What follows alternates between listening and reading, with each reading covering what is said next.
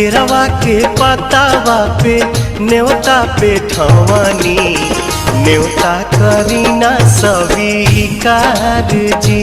हाँ लिहिना या रख मोर आदित्य गोसाइया, परती के सुन ली पुकार जी।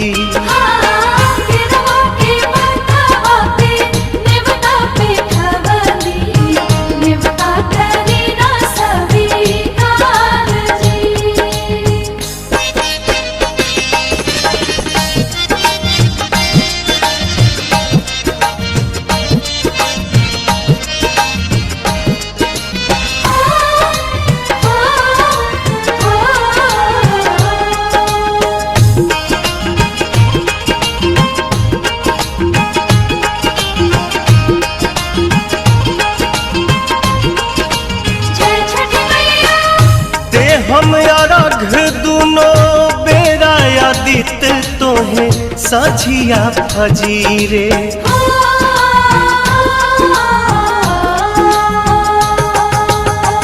दूसरा अरघ देके मानव आशीष आके गंगा के तीरे।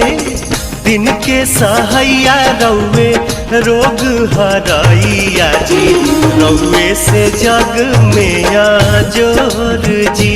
हाँ केरवा के पतावा पे न्योता पे ठवानी, न्योता करीना स्वीकार जी।